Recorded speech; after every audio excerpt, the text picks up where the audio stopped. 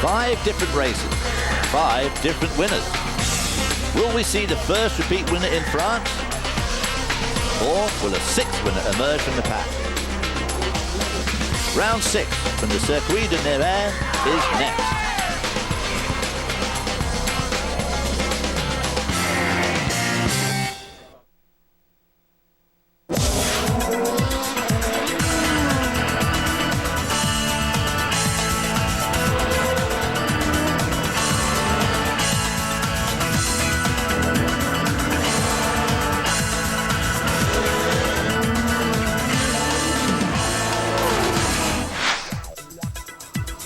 Hello and welcome to Speed's live coverage of the International Formula 3000 Championship. This week the race comes to us from the Circuit de Nevers in Magny, Cours, France, and it is an absolutely beautiful day for racing.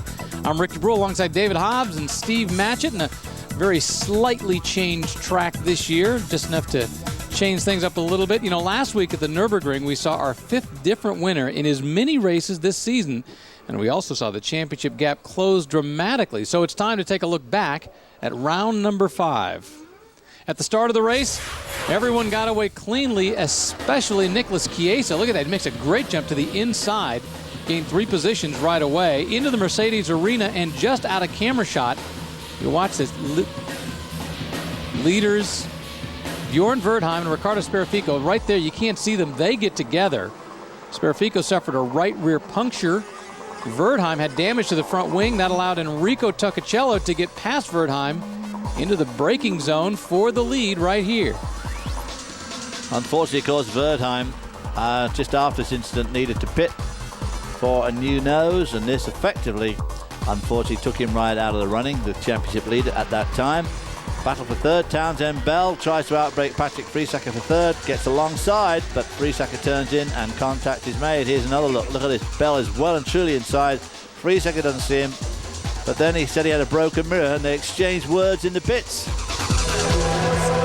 when I was on your ass, dude. When I pulled up, I had you. I thought you saw me mirror, man. Yeah, Friesacher tries to walk away. Another championship contender, Giorgio Pintano, fell victim to the bollards at the NGK chicane and suffered a broken front wing. With no one left, arch rivals Enrico Tuccicello and Antonio Liuzzi finished 1st and 2nd. Liuzzi was really never close enough to mount a good challenge. Meanwhile, American Derek Hill drove a very smart race and finished a career best 5th.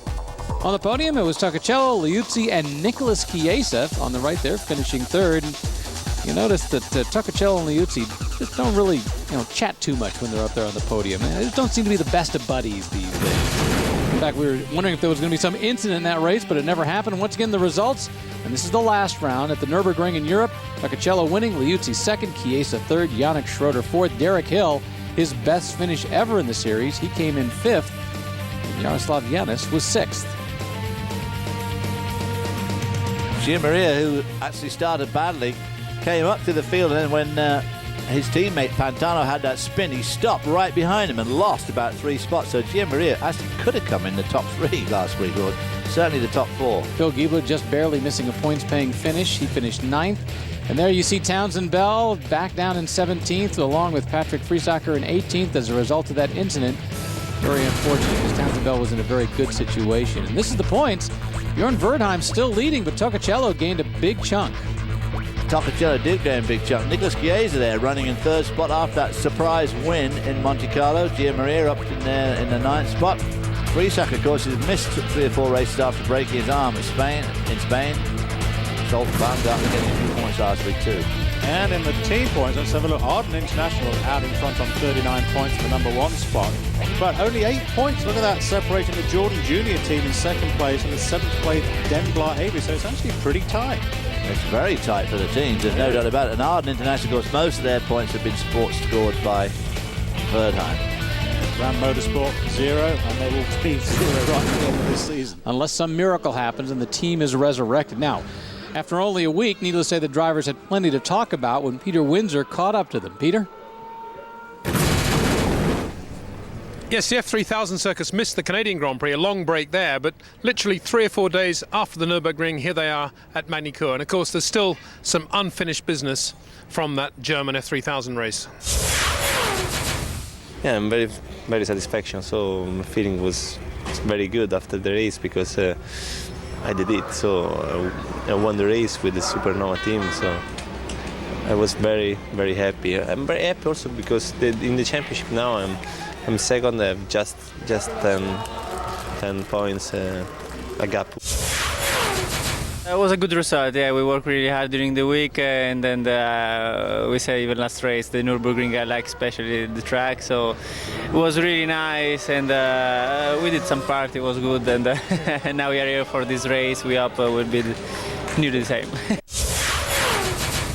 I ran a little bit wide in the first corner, and it allowed Fico, to come alongside me into the second corner, and he was on the outside and I was on the inside, and I just kept my line, and I think he thought I was going to back off, but I didn't, and then we touched, and unfortunately I lost my front wing. Patrick, I don't know what was more spectacular, the actual incident with Townsend Bell or the conversation in the pit lane afterwards? Yeah, I was quite disappointed because, it was already in the third lap and the race is so long, we have 30 laps to go. But I was taking care in the first corner after the start to just go around and keep my place, and then this happened in the third lap with Townsend. Yeah, it was a little bit my mistake and his mistake too, because I didn't saw him when I turned in and he was already there, and so we crashed together. It was one of those deals. I'm not quite sure what was going through Patrick's head. I was clearly up alongside him, and he just kind of kept coming towards me. He claimed afterwards his mirror was askew, but studying the photos afterwards, it sure didn't look like it to me. But yeah, these things happen, and the first three cars in front of me were, I think, a little slower than I was, and so we wanted to start going forward, and unfortunately we got stopped at the first attempt. It was really good to just get in a result. I knew it was right there in all the races. It was a matter of getting everything to click and come together. And I don't know, the team's happy. It brought us up into second in points, and all around it's good. Talking with Derek this morning, he was saying, he's trying to do what he can to get funding for the rest of the season, and a nice finish will help significantly in that. And the only thing is, he needs another great finish. When we come back, we're going to talk with several drivers who are making their mark in Champ cars, but got their first big breaks right here in Formula 3000. Stick around. We'll be back with more on Speed. Welcome back to Speed's pre-race show for the International Formula 3000 Championship. Now, as we've been stressing all season, F3000 really the premier feeder series for some of the top open-wheel formulas in the world. So we caught up with several of the F3000 alumni who are now racing quite successfully in kart to get their thoughts on how F3000 helped them move up. I think Formula 3000 is a pretty good series. First of all, you learn how the Formula 1 tracks. If you want to race in Formula 1, it's good, how the European tracks. You want to be really quick to adjust yourself with new tracks and the setup of the car because you don't have much practice. And in the end, that series is very competitive because our cars are the same, our engines and tires are the same. Then what makes big difference as the drivers, you don't have many things to change on the setup of the car. Then the drivers do make a big difference in the Formula 3000.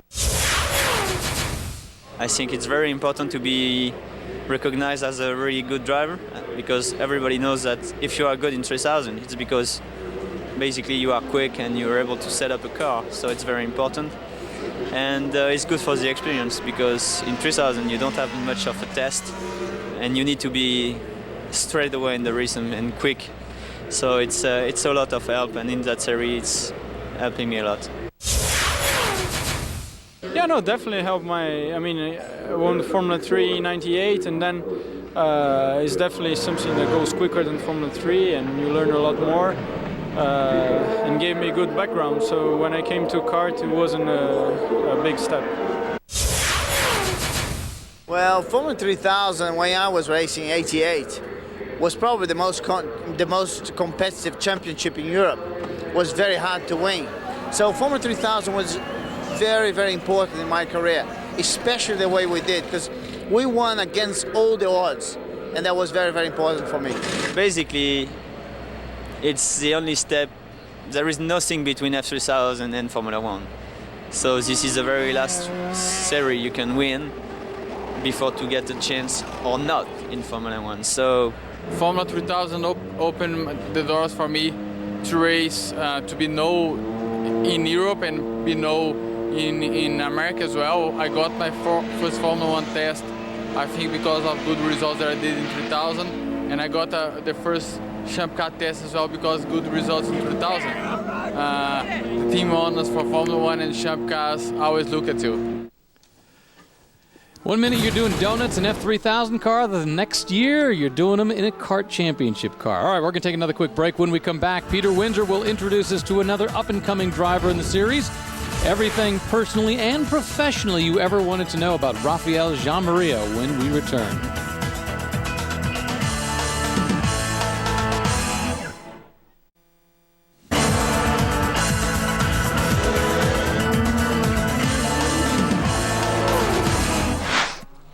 Welcome back to F3000 here on Speed. Time now to meet yet another F3000 driver. You know, most car drivers that reach this level of competition have a 100% focus and commitment on their racing careers. But one driver in the F3000 paddock, actually it's kind of a dual life, just in case this racing thing doesn't work out.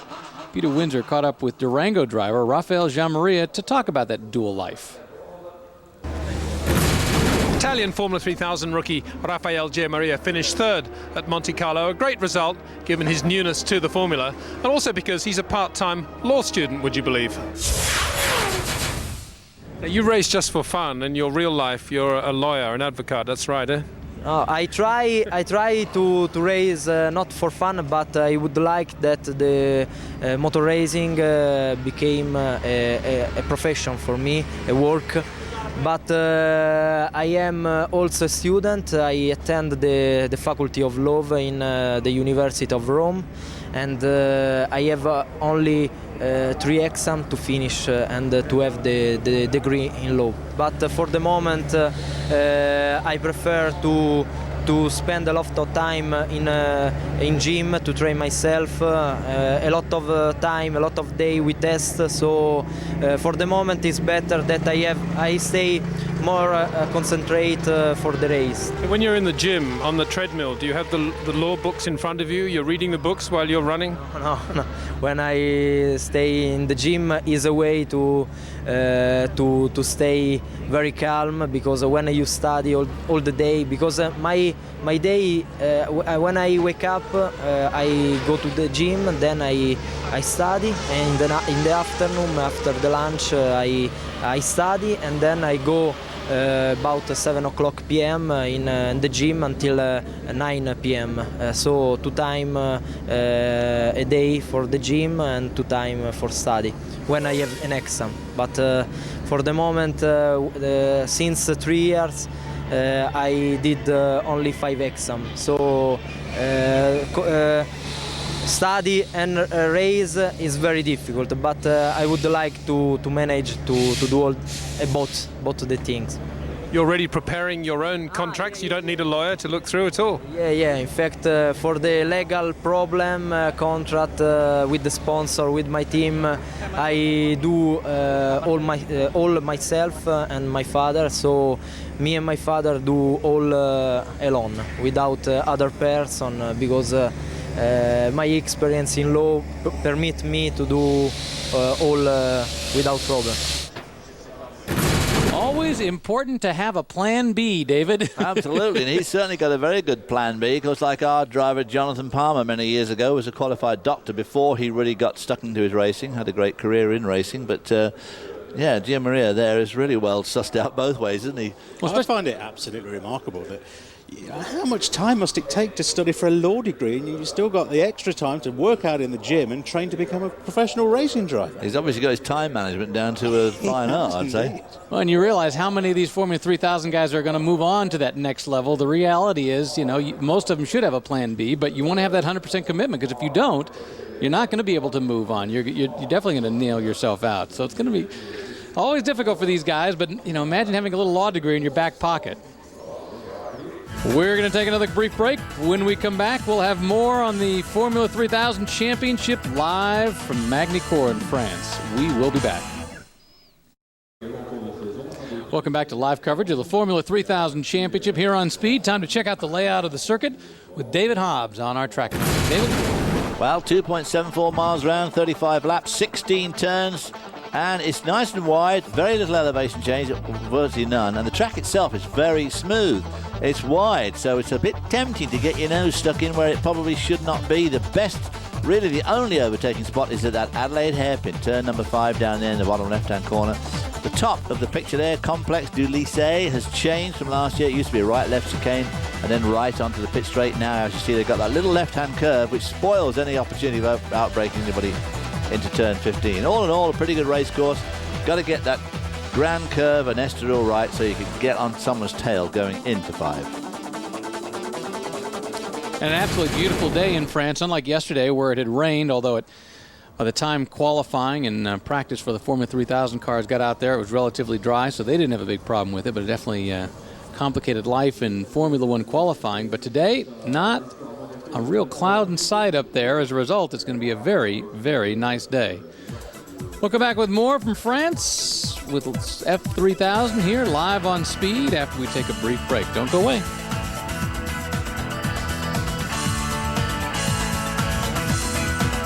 Just like to say happy 4th of July to everybody back home, and thanks for watching the race this morning. I know you guys got a bunch of hangovers probably, so thanks. Well, I wish I was there partying on the beach as usual, but it's not the case. But happy 4th of July. Welcome back to Speed Channel's live coverage of the Formula 3000 race from France. I'm Rick DeBrol alongside David Hobbs and Steve Matchett as the cars beginning to line up. Ricardo Sperafico right there, who is lining up on row number 2. That's Mr. Liuzzi there, taking a look down the way. All right, let's take a look at the race, the start of the French round of the championship from last year's race here. It was a beautiful day once again, just like today, as the F3000 cars lined up on the grid, but they couldn't get started right away. Look at this. Start was aborted because Alex Sperafico in the Minardi hit Ted Bjork in the Nordic car and went airborne into a barrel roll, and this was just the formation lap. That's Ricardo's brother, of course, not Ricardo himself. I've never seen a car go that high and turn over like that. At that speed. Exactly. When the race was finally started, Sebastian Bourdais led from the pole yet again with Thomas Enga hot on his tail from his second starting spot. The French fans went crazy for their hometown hero Bourdais. But unfortunately, the celebration didn't last long. Later on the first lap, Thomas Enga got inside Bourdais and secured the partial lead. Mario Haberfeld was back there in third. On lap 12, Nicholas Chiesa in the PSM car battled Derek Hill in the blue Durango. Look at this. Chiesa got a little impatient in the Licey turn, and it not only punted Derek, but flipped him out of the way. Derek was okay, but as you can see, had an awful time extricating himself from the flip car. Chiesa rushed over to help, but I don't think that was much consolation to Derek Hill. Let's have another look. Again, this is a relatively low-speed accident. It's just incredible how that car just flipped over like that, boom, into those tires, right, nearly clipped the starter's stand there. Well, it did clip the starter's stand. Well, that brought out the safety car, which would bunch up the field, and that gave Bourdais one last shot at Enga. On lap 23, Bourdais got a run. He got the run he needed, but it just wasn't enough. He got side by side, but he couldn't make the pass work. Thomas Enga would spoil the French party by taking the win. Bourdais ultimately finished second. Giorgio Pantano completed a late race charge, yet another one for him to round out the podium. More donuts there from Thomas Enga in the red car on the Toyota printout there. That's the way the championship could have finished, with Enga leading. However, as a result of a disqualification in one of the races last year, it was Bourdais who took the championship. We'll take another break. We'll be right back.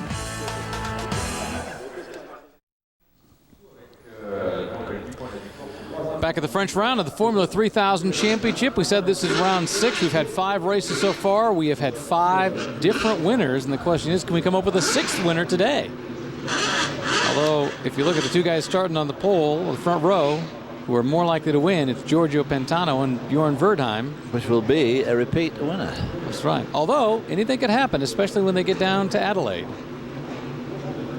Yes, exactly. That run down to Adelaide is going to be very important. I tell you what, he's getting very hot out there, isn't it? Just you can see the heat is actually lifting off the tarmac now. It's not just coming off the exhaust from the engines. Well, Central France is an extremely hot spot when it wants to be. I've been to the race at here at Magny Cours 3 or 4 times with Mr. Varsha many years ago when he was a young man. And he of course, has a second job. He was a lawyer before he started doing race broadcasting. That's right, we forgot about that. So whenever he gets stopped by the French policeman, he argues his way out of it. But does he speak French? It appears that everyone is going to ease their way off the grid, out on a lap to check out the track. As a result, we're going to go to our starting grid. Let you know how these guys are lining up. Let's talk about that first row. It is Giorgio Pantano on the pole for the second time this season. Last time he had a pole, he got a victory. He wants another one. Beside him, same guy who started on the front row every time. Bjorn Wertheim is leading the points. In third spot, Jaroslav Yaros, who's going to be 20 next Tuesday in his and ISR Charoux's best ever grid position. Alongside him is Riccardo Sperafico, has been on the front 2 rows every race so far. Row number 3, Tonio Liuzzi, who was the 2000 World Karting champ. Beside him, Tony Schmidt. This equals his best qualifying ever. On row 5, Yannick Schroeder in the second ISR Charoux car. They're having a good day so far. And next to him, the second Red Bull car of Patrick Friesacker. He of the controversy last week. Row number 5, Zolt Baumgartner, once again equaling his best qualifying ever. Beside him, Jeffrey Van Hooydonk. And 11th spot, Townsend Bell, whose qualifying this year has been, to say the least, erratic, up and down the grid like a yo-yo. Next to him, Monaco winner Nicolas Chiesa, disappointed as his starting spot, as he's a close third in the championship. Row number 7 has teammates.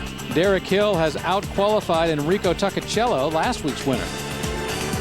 On 8th row is Raphael Giamaria, who we saw earlier on in the second of the Durango cars. He certainly races better than he qualifies, alongside him Phil Giebler, who injured his shoulder yesterday when he hit the curb, re-injured his shoulder. That's been a problem since Monaco.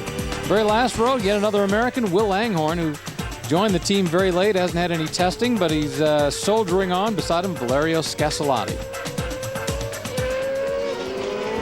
So as we heard from the kart drivers, Formula 3000 is a terribly important series to be involved in. All the Formula 1 teams are there, the drivers, the managers, the sponsors. So everybody wants to do well in these Formula 3000 races, which of course does lead to some excesses when it comes to the overtaking department. That's a good shot right there of the re-profiled last corner, David, what they've done to that track. And they've still managed to keep the tarmac exceptionally smooth around there. Very flat indeed. But that last chicane, as you can see from this shot, is very tight right, left. A lot of curb hopping is going to go on here, so these guys have probably had to set their chassis up, because it's a very important corner to come out of well, because it leads down to those first 2 corners, which are very, very fast, so you want to carry a lot of speed into them. As the cars line up, let's talk about the weather real briefly. We said it's a beautiful day. Temperature out there, 72 degrees, 88 on the track, just a slight breeze. Few clouds out there, but borderline right now. It is simply a sunny day. All right, cars are lining up. Humidity dropped considerably, 37%. Yesterday, it was definitely 100%. And I don't think Phil Giebler is on the grid. I can't see it from here. You know, he's got that shoulder injury, and it's possible he's not going to take the green flag as a result. The lights are on. They're going to go racing Formula 3000 style in France. Somebody stalled in the middle of the pack there. Is that Yanis? Is that Jaroslav Yanis? And it's Pantano from the pole who takes away from Bjorn Wertheim, and Pantano is in the lead. That's Sperafico running third.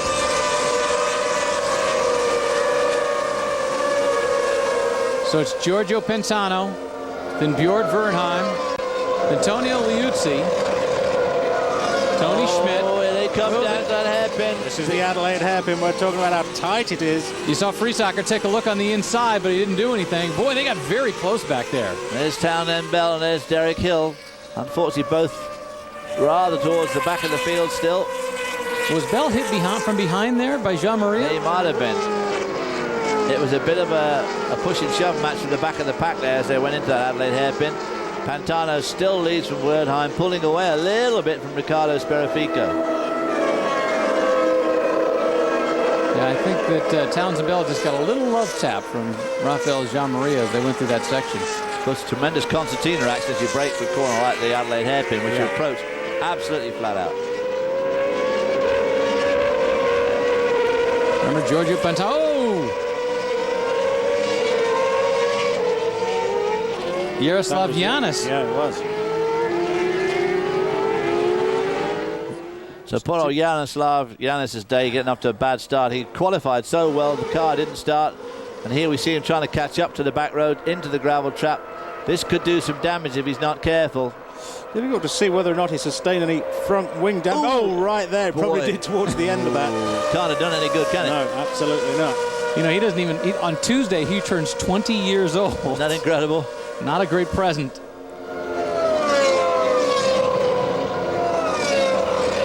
Now, there was a battle going on between Jeffrey Van Hooijdonk a little back further and Patrick Vreesacker, and Van Hooijdonk was able to get by into 6th place. There you see Derek Hill is back in 13th. And Will Langhorne has moved up. He's in 16th. And Derek Hill is in front of his teammate Toccacello, who won the race last week. So it just shows how this racing is so incredibly intense and very even, because obviously all these cars, tyres, wing settings, everything is pretty much the same. Let's have a look at the restart. There's Yaroslav Giannis stuck in the middle of the grid. Got his crunched up there, ready for some of those. Got going in the end though. The thing just bogged down. As you say, they managed to keep the thing running. Remember, no launch control systems on these cars. It's all down to the driver's input. But fortunately, because these engines are so easy to stall these days, the racing engines, there's just no inertia in the engines as they used to be. And what a scary thing for that to happen so far up the grid as the other cars. They're coming up blindly. They're gathering speed behind a car that's ahead of them. That car then swerves out of the way, and they're looking at a stalled car. Yeah. Well, even these Formula 3000 cars, which don't have the horsepower of the Formula 1s, but if you're in the front 2 rows, when the guy from the back row gets you, he's got to be doing at least 100 miles an hour.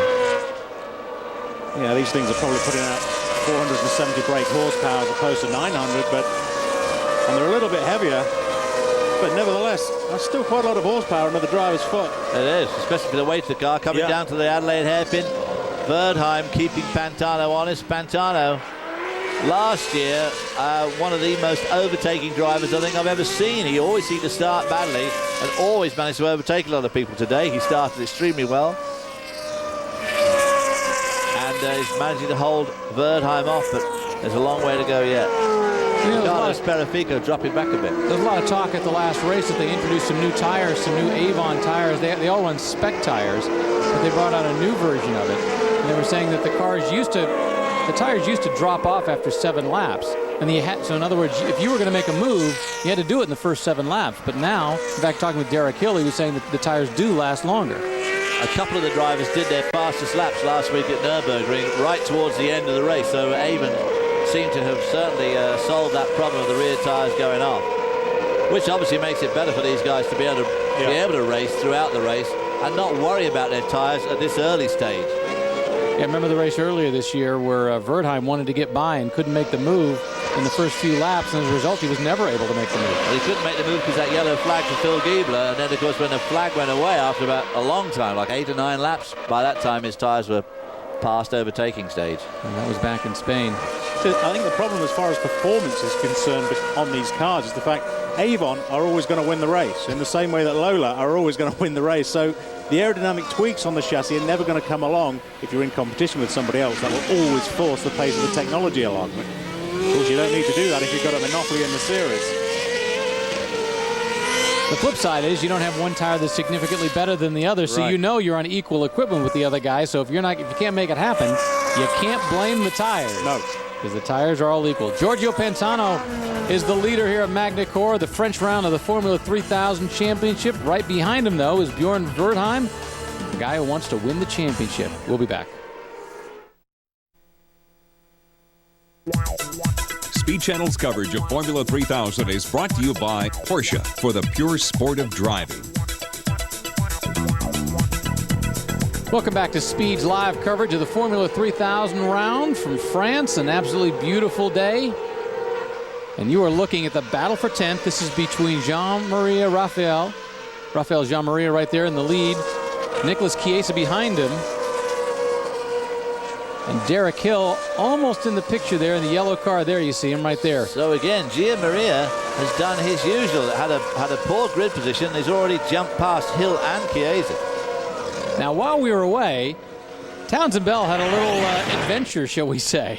It was a major adventure. This is going into the Grand Curve, the first very fast left-hander. He got off on the right, got into the gravel, and there he stayed. He was thinking about crossing the grass, decided against it. This car picking up a horrendous amount of gravel, Steve. It does indeed, but Townsend really, he's got to keep going because it's so easy to bog these cars down in the gravel, David, right? And if you bog them down and stall, you're never going to get out. So in a way, he's doing the best thing he can. Keep it going in a straight line. You turn in, and all of a sudden the chassis will dig in the gravel. It'll be game over. Just like running the dunes at Pismo Beach, as Townsend Bell can tell you about.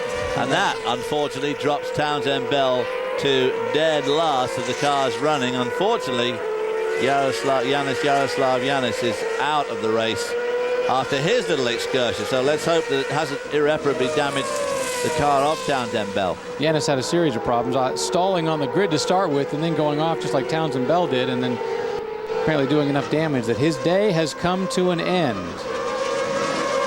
Derek Hill in the back trying to see if these two guys ahead can make a mistake, but right now no one's close enough to really put a move on anybody. And this is a great battle here between Giamaria, who is lying in 10th, Chiesa 11th, and Derek Hill 12th. So Derek Hill's improved from 13th. Chiesa, unfortunately, has dropped from 12th on the grid back to... Giamaria has gone from 15th to 10th, so he's had a very good run. And Bjorn Wertheim, although he's still sitting behind the leader, Giorgio Pantano, he has to start thinking about the points championship and thinking, you don't want to make any stupid mistakes here. Right? This is not a long season for these guys. No, there's only 5 races left, I think, including this one, and it's 5 or 6. And there'll be 4 races after this one. This is 5 to go, including this, right? Right. Once again, this is the battle for 10th, 11th, and 12th. Raphael Giamaria and Nicholas Chiesa. Chiesa, who got the victory in Monaco by virtue of Bjorn Wertheim, who had led the entire way, pulling over to wave to his crew, not realizing where the finish line was. He is never, ever going to live that down, and I am, for one, not going to let him live it down. I have never seen quite such a dumb mistake, because he must know where the start-finish line is. I don't think anybody was more surprised than the guy in the middle of this sandwich, Nicholas Chiesa. Couldn't believe here he was running around in second, and at Monaco. If you're going to win someplace, win at Monaco. Of all places to do, exactly. I mean, terrible for him. Derek Hill back there. He needs to be moving up through the pack a little bit. And the Americans not putting on a great display at the moment, I'm afraid. With Phil Giebler didn't start. Townsend Bell now up to 14th. He got past Scassolotti and Toccacello. Enrico Toccacello obviously got some major problem with his car all weekend because he was the winner last week. From one extreme to the other. There you see Toccacello right at the back of the group there. There's Derek Hill, and the group following them are the last runners. And at the back of that is Toccacello in the second. There you see him in the yellow car. And then back behind this group, there's Will Langhorne. You'll see him come in the picture here in just a moment with Townsend Bell right behind him. So there's another battle of the Americans going on back there. Talking with Derek Hill, you see him right there. He's working really hard to find funding for the rest of the season. Not easy to come up with money in this economy for racing, and he's managed to plug away so far, and the team has been willing to work with him, and they're going the distance. But as every racing driver knows, always that battle to come up with funding for the next race. It is the Supernova team, which of course is run by David Sears, the most successful Formula 3000 race team ever. This year the name on the cars is the Jordan Junior team, but they are in fact part of the Supernova set up with David Sears. And David Sears is not used to running towards the back, and at the moment he's got Derek Hill running there towards the back, and way behind him is Toccacello. Meanwhile, up front, this is the guy in the lead, Giorgio Pantano. He's won once this year already. Behind him, Bjorn Wertheim, the guy who's leading in the points. You have to think, does he want to take that position? We'll be back. Welcome back to round 6 of the Formula 3000 series. This round from France. And I don't know, you can really call it a battle right now up front. Giorgio Pantano is in the lead, Bjorn Verdheim right behind him, and the gap has stayed very steady, although these two have checked out from the rest of the pack. Ricardo Sperafico's in third, and you can't see him back there very much at all at this point.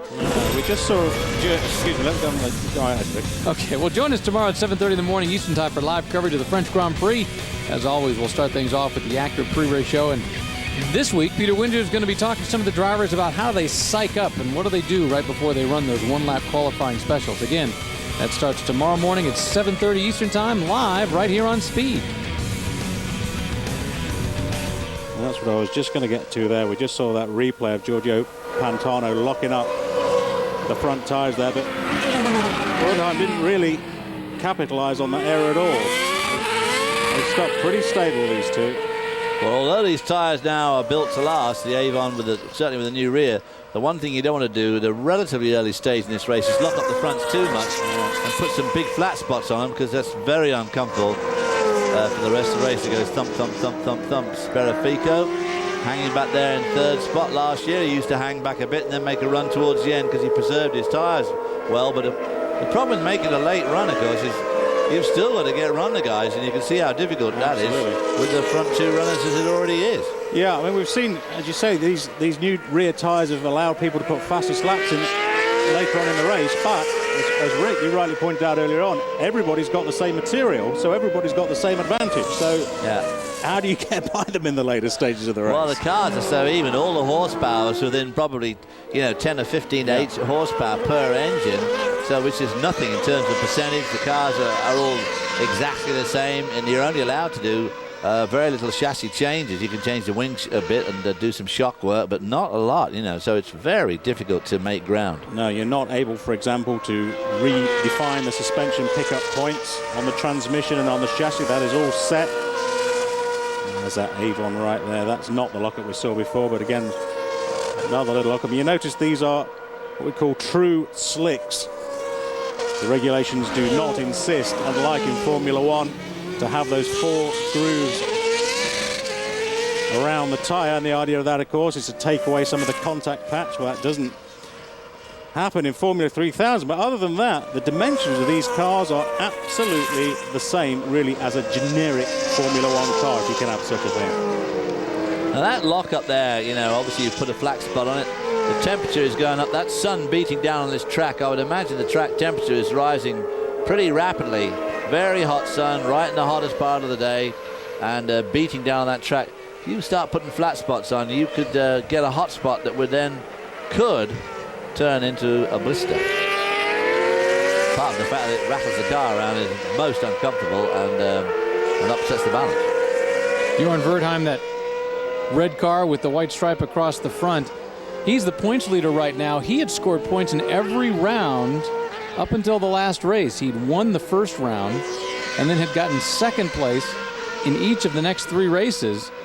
And then it wasn't until he got to the last race that he finally had a DNF and didn't finish the race as a result of that first lap contact with Ricardo Sperafico. Luckily for him, of course, Enrico Toccacello, who won the race last week and jumped into second spot, just 10 points behind him. He is obviously not going to finish in the points today unless more or less a miracle happens. And Pantano, who won the race back in Spain, is languishing in 6th spot. But I tell you, from 2nd through through 9th, the points are very close. So if Pantano wins this race, that will launch him into a solid 2nd spot. But of course, Verdheim will maintain his lead and in fact increase it by just a bit. Yeah, for Pantano, this is kind of the season that could have been. He's qualified well, had shown some potential at various points, and he won the race in Spain. He got 3rd in Austria, but those are the only points-paying finishes that he's gotten this year. And look at Giamaria in the 2nd of the Durango cars, is now right up behind Zolt Baumgartner. And you'll notice that Townsend Bell has gotten around Will Langhorne, as has Enrico Toccacello. That means Townsend Bell is going to be coming up on the back of Derek Hill very soon. Battle of the Americans on the track. And once again, unfortunately, if you didn't hear it at the beginning of the broadcast as the race was starting, This is Raphael Giamaria taking a look. It's down in that Adelaide hairpin, but he's got a big lock-up problem there. That's Zolt Baumgartner in front. That's who he's taking a look at, but he can't quite make it happen. Anyway, I was going to say Phil Giebler didn't start the race. We're assuming it's a result of the aggravation of the injury to his arm. While these guys watch what's going on, we're going to take a brief break. We'll come back with more from France as Giorgio Pintano continues to lead.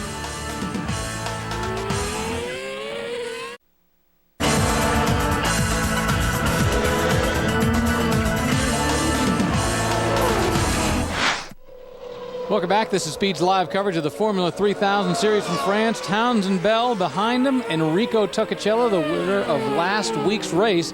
This is a battle for 13th as a result of Townsend's unfortunate little off-course excursion where he went to the gravel but managed to save it, get back on the track. Now he's trying to work his way back up. But as you can see, he has his mirrors full.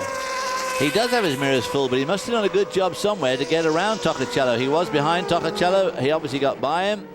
But he's not pulling away much, and of course what he really wants to do now is try and pull up on the other American who's in front of him, Derek Hill, who's lying in 12th position.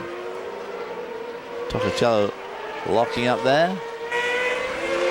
He'll no doubt be pretty mad after that win last week that he qualified so badly and is now languishing in 13th spot, 14th spot. And Townsend Bell has to be thinking, when am I going to get a break this season? Oh, that is Nicholas Chiesa, who is second place in the points, and let's see what happened. Uh-oh, here he goes around down at the hairpin. Is this at the Adelaide hairpin? I think so. I think it is. Gets it through, nearly gets it through the 180. He was coming up on the back of Zolt Baumgartner and just lost it. Yeah, I think braked a little bit too late, but by that time it already started to turn in. And that'll just bring the back end right around. Yeah, Baumgartner must have been having a problem because Giamaria, who we were looking at just a couple of laps ago having a go at Baumgartner, has already got around him, and he's heading up and down hot pursuit of Yannick Schroeder. Anyway, I was going to mention with Townsend Bell, you know, he's had some great opportunities this year. He was running up front, early on in the season, got hit from behind by Giorgio Pintano at one point. The incident with Patrick Friesacher, and he's qualified well. He's been running strong enough to get points, but he hasn't had the races where it's really worked out to his advantage so far. But both him and Derek Hill have got to qualify overall better than they've been doing, and because these cars are too evenly matched. I mean, you just can't count on rushing through the field. It just ain't going to happen. You can't come from the middle of the pack unless some big accident happens up front. If you don't qualify in the first row or second row, there's not a very good chance you're going to finish well.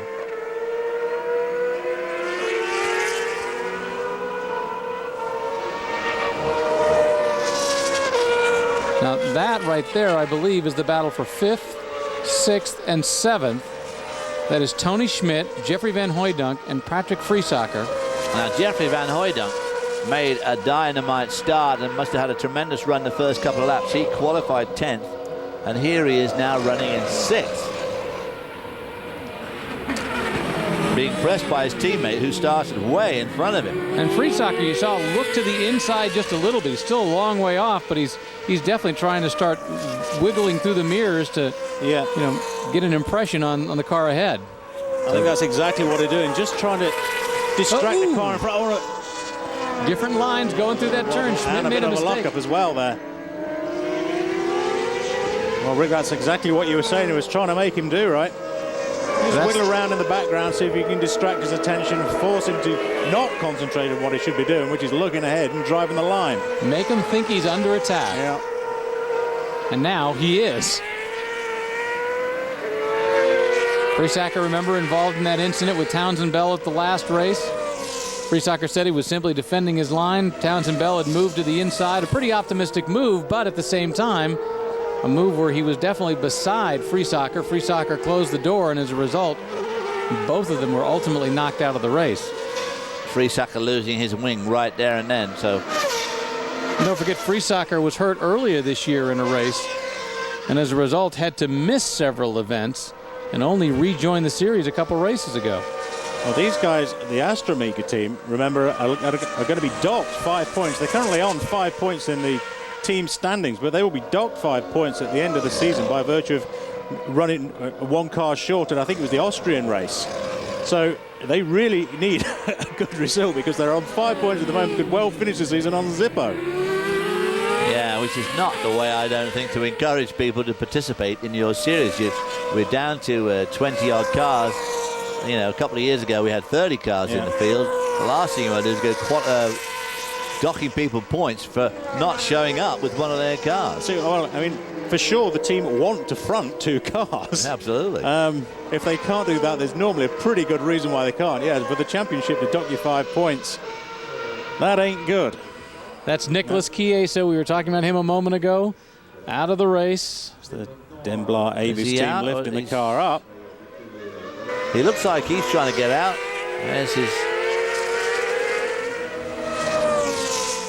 Once again, this is the battle we were telling about a moment ago. Patrick Friesacher, who did well in the first race, then hurt himself in the second race, was out for the next 2 races, and then had the incident with Patrick Bell Townsend Bell in the last race. So the Denblar Avis team not having a very good run today. Obviously, Phil Giebler not taking the start. And Patrick Friesacher, Chiesa out of the race. And of course, these cars are also run by David Sears, who runs the Jordan team. So David Sears got his plate full. Patrick Friesacher, meanwhile, has his eyes full of yellow cars. The 2 just ahead of him. Jeffrey Van Hooydonk directly ahead of him. And right ahead of him is Tony Schmidt, and he wants to figure out a way to get by as soon as possible. We'll be back with more France right after this on Speed. Welcome back to the Circuit de Nevers and Magny Cours, round 6 of the Formula 3000 Championship. The guy in the blue car, Giorgio Pantano, continues to lead with Bjorn Verdheim right behind him. Not anxious to make a move just yet, but still a long way to go. Well, don't forget to stay tuned all day to get your road racing fill. We start things off at 1 o'clock Eastern Time with the Grand Am from the California Speedway in Fontana. Then at 4:30 in the afternoon, Grand Am's Grand Sport class from Watkins Glen. Then following the Grand Sport race at 5:30, we'll have coverage of the Grand Am Sport Touring Cars. That's the race from Watkins Glen. That's all later today, only here on Speed. With great pit reporting in the Grand Am race of the Gulf. It's a heritage kind of thing. I guess. Somebody by the name of Hobbs. Oh, is it? Yeah, I believe so. Once again, back to this battle that Patrick Friesacher keeps trying to see if he can rattle Jeffrey Van Hooydonk ahead of him.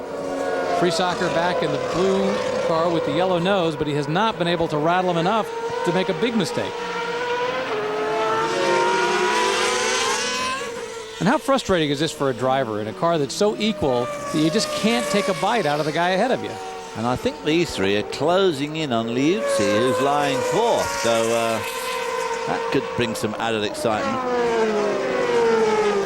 which just right now we could do with a bit of. Jeffrey Van Hooydonk sliding just a little bit. Starting to go. And of course, the more you slide these cars, the more the tires tend to give up. And the whole thing spirals downhill. You want to try and keep the thing tracking smoothly. But once you start to abuse the tires by sliding, locking up. He is getting closer now. Look at that. Oh, yeah. Now Patrick has him in his sights. It's a question of whether he can simply make a good move on him himself or whether he can force the mistake by Jeffrey Van Hooydonk, but he's drafting him right there. Looks to the outside, can't make it, but he'll have a different line for the inside of the turn. Oh, but it's just, that's not a good place to do it. I thought, don't do that. No. He wants to stop on his tail right now. Right up close. Swings out. Oh, was that a block? David, I wouldn't have done it there. That is a major block. I guess Van Hooydonk getting desperate now. Down into the Adelaide hairpin. And you saw there too on the outside of the circuit now the dreaded marbles, rolled up rubber appearing, so now it becomes more and more difficult to overtake offline. Van Hooydonk. It's a shame that he's not the Friesacher. Here he goes. Yeah, he ain't going to do it that time, Dave. But Patrick Friesacher is tasting blood here. He can smell it. He just wants to take a chunk out of the car ahead of him. The secret is not to make a mistake while you're trying to make him make a mistake. Yeah, take a chunk out of him is one thing, but if you take a chunk like this, you lose the left rear suspension and the wing, it doesn't count. I was speaking metaphorically. This is that. Whoa, look at that. Jeffrey Van Hooydonk has been sliding a lot every single lap. Speedwaying around, and of course the fact is now Tony Schmidt just loves this because he is pulling away from both of them as they just fight it out amongst each other.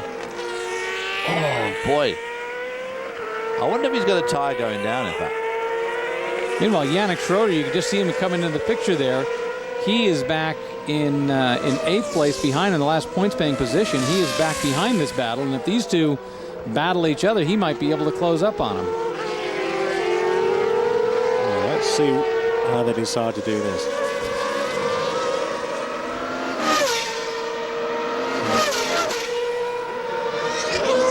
That's better, I think. Friesacher needs to concentrate on getting these two corners right. Yeah. So that he can tuck right under the wing of Hooydonk as they leave this Estoril curve. Right. And then he's got a half a chance down at the Adelaide hairpin. But he needs to be closer than that at this stage, because he's got a draft here, but not the sort of draft that's going to get him by him on braking.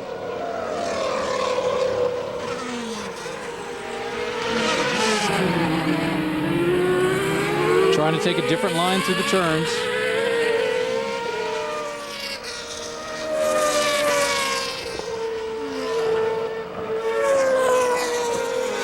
And Hooydonk once again was sliding a lot as he was going through some of these turns. But oh, there he starts to lock up. Oh! That was a huge lockup, and he speedways it around then, and he dirt tracks the thing around that 180-degree corner. It's got to be playing havoc with that right rear tire. He's been making mistakes in places that Patrick really hasn't been able to take advantage of. No, he can't quite get close enough. Seems to be able to close up in the middle sector of the lap, but the downforce, I mean the rear wings, which is really a great indication of the downforce between the two cars, looks pretty similar.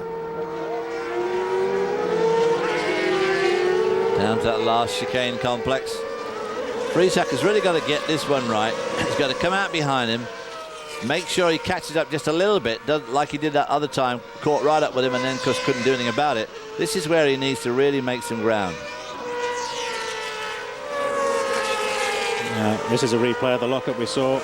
That's his rear tire that's locking up, isn't it? That's very unusual. Oh no, it's his front, front, yeah. Yeah, fanning backwards.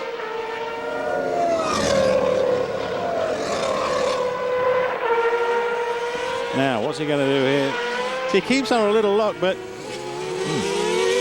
he needs to be a little bit closer, or he needs to be a bit braver. Yeah.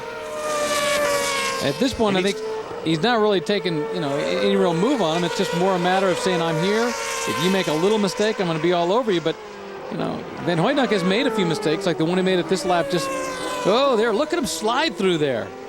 But it's just not enough for Patrick Friesacher to be able to take advantage of it. Well, while these two continue to battle, we're going to take a brief break. We're going to come right back with more from France in the F3000 series, live on Speed.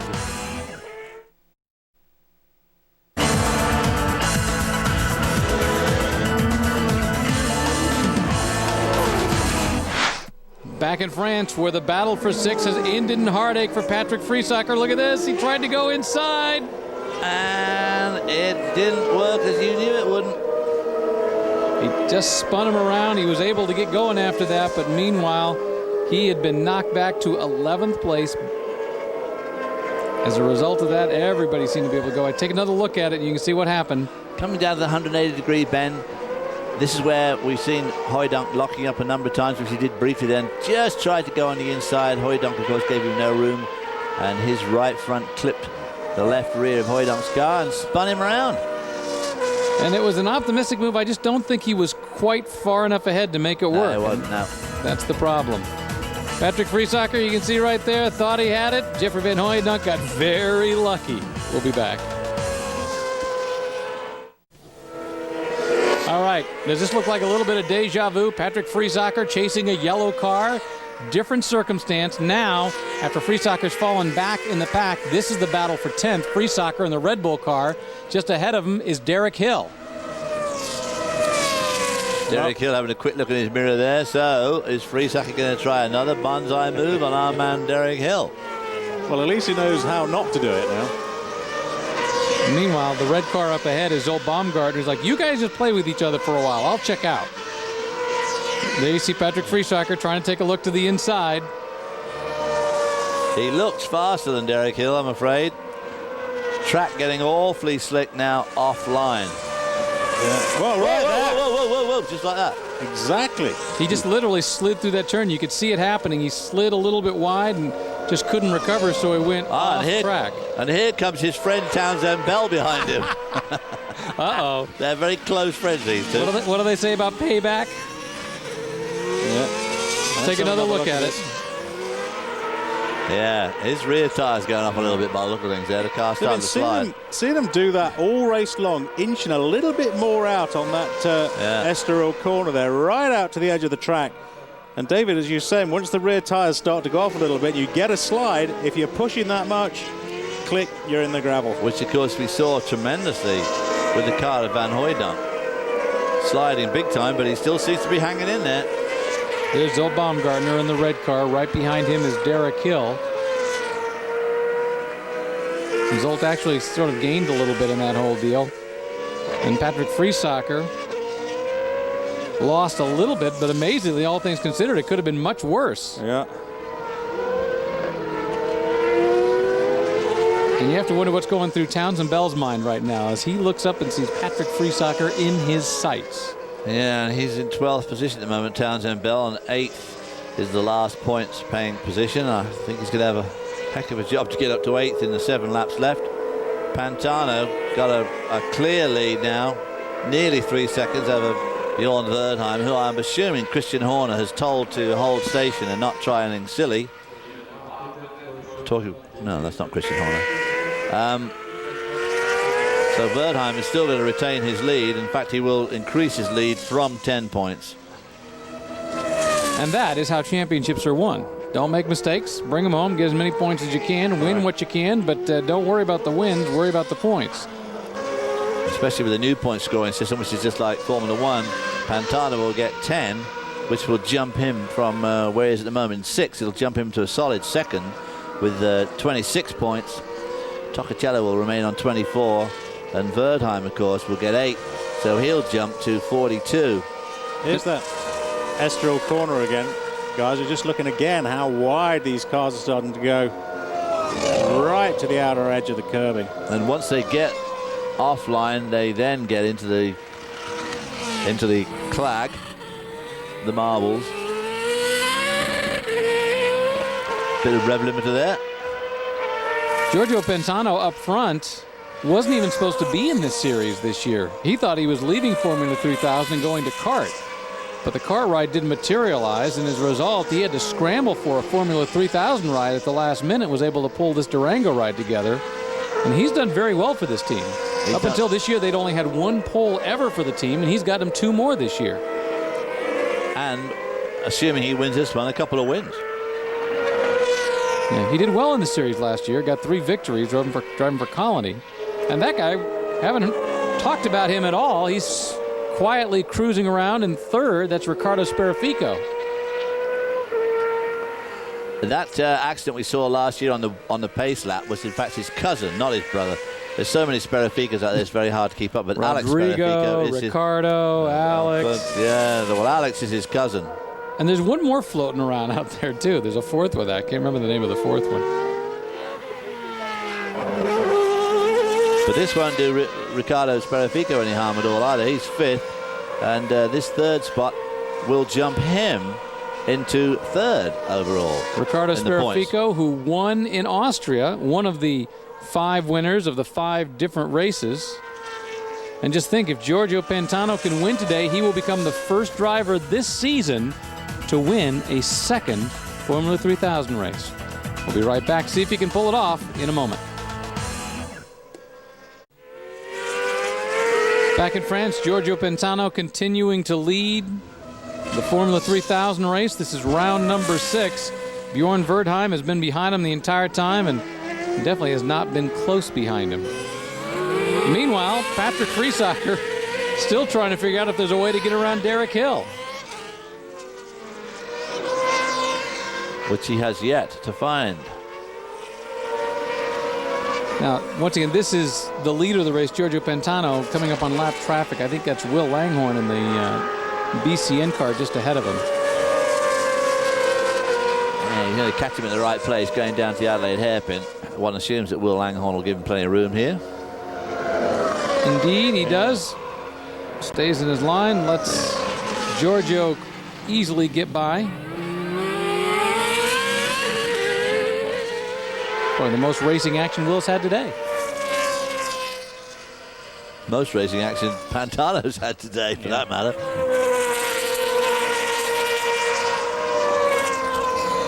They go very wide through there, use up all the track.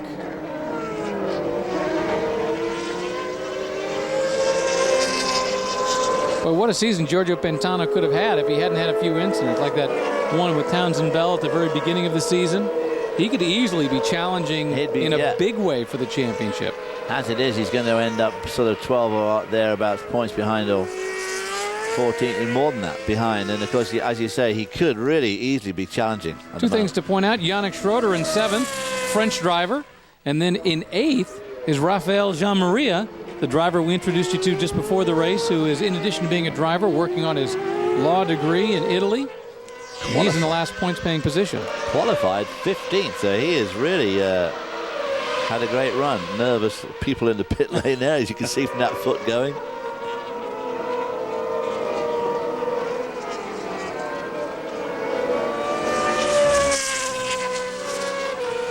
Giorgio Pantano, qualified on the pole, has led the entire way here in France. Easily controlled this race. Bjorn Wertheim qualified beside him. He's been on the front row for every single race, and as a result has managed to capitalize. In fact, the last race was the only race where he has not scored points. He ended up finishing 13th, well out of the points, as a result of a first lap problem where he got into it with Riccardo Sperafico. But other than that, Bjorn Wertheim has scored a victory the very first race of the season, then 3 second place, and this is about to be his 4th second place of the season.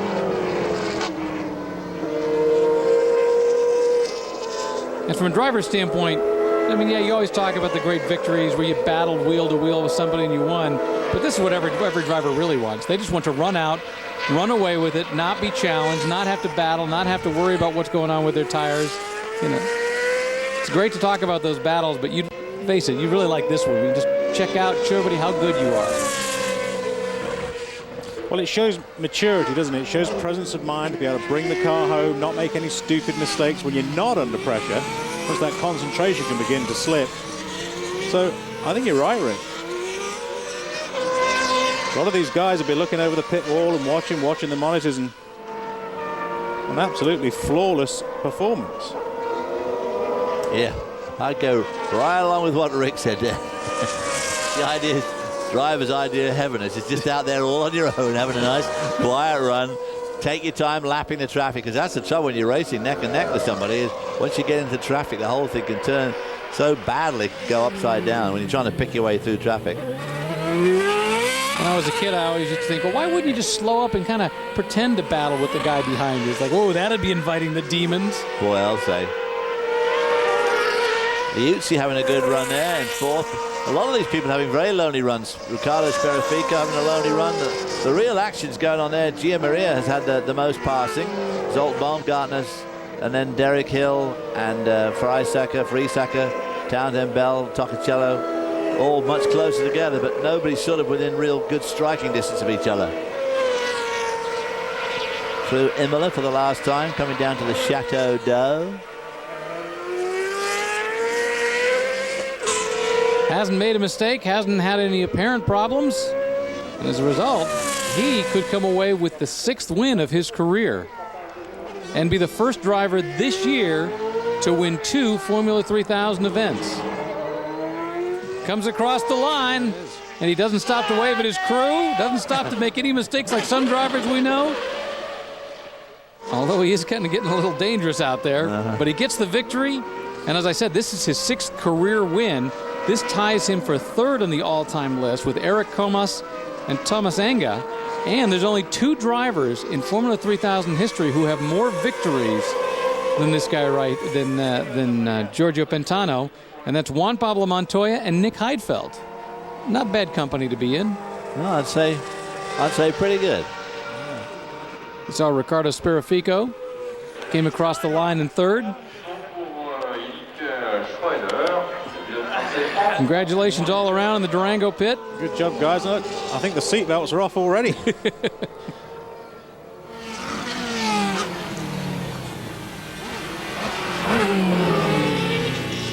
Should also point out that this moves Giorgio Pantano. In going into this race, he was 9th in career points in Formula 3000. Winning here jumps him to 4th in the all-time points list.